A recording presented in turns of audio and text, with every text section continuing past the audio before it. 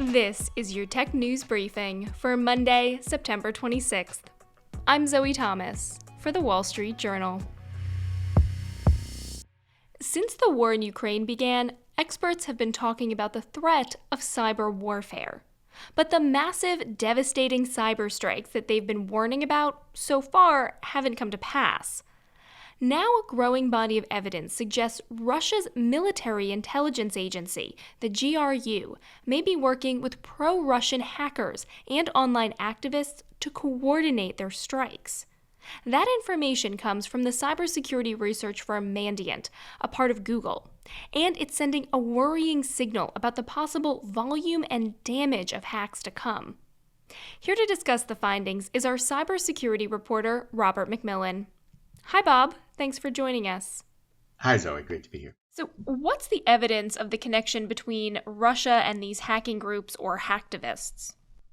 Well, the cybersecurity firm Mandiant has taken a look at a number of break-ins, and they've spent a lot of time tracking the official government-sponsored hacking. Over years, they've tracked a lot of their activity.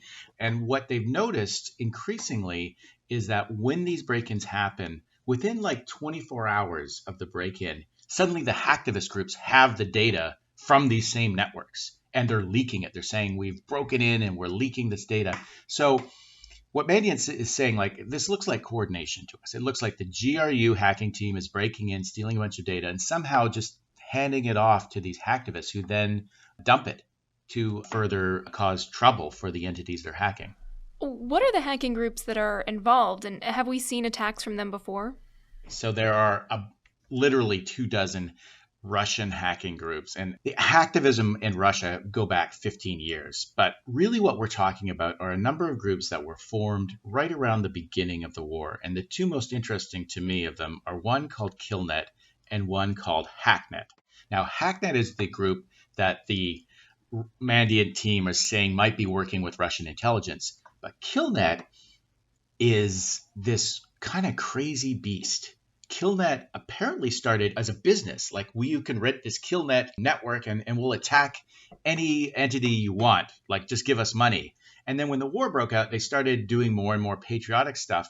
And Killnet has members who have actually appeared with their faces obscured and their voices changed on Russian television. They're kind of celebrities there.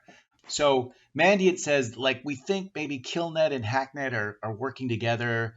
You know, definitely Hacknet is working in concert with the Russian intelligence agencies. Killnet, we're not so sure.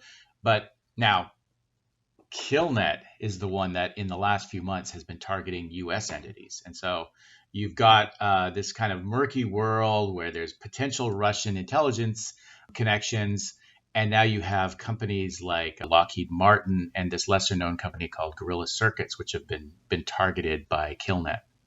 What have Lockheed Martin and Guerrilla Circuits said about those attacks? Well, Lockheed Martin didn't comment on the attack directly, but they said they're often targeted by hackers. Now, Guerrilla Circuits says, hey, we were hacked back in the fall, and we notified everybody who needed to be notified after the hack.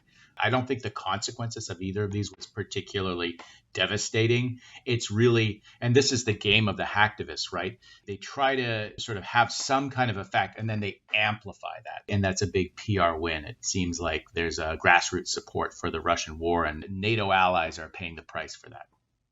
Russia has denied that it's involved in hacking, but how concerned should the West be about the kind of coordination described by these researchers?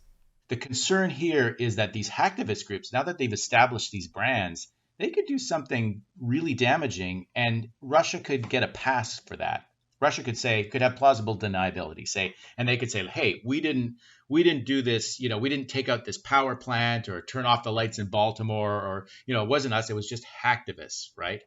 When in fact, the Russian government may be calling the shots here. When the war in Ukraine started, there was a lot of talk that this was going to be kind of the first cyber war. Given this strategy, does it appear that that is not going to be the case? This still is going to be kind of a cloak and dagger when it comes to cyber attacks? Hey, cyber war is cloak and dagger. I mean, that's what we're seeing, like these hacktivist groups launching attacks for like 8 months now. And there have been these ongoing wiper attacks. There have been satellite networks affected. I mean, this is cyber war.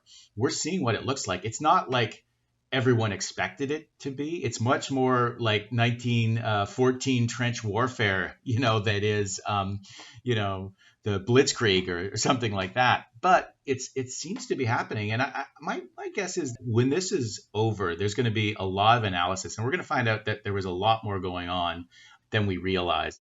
All right, that's our reporter, Robert McMillan. Thanks for joining us, Bob.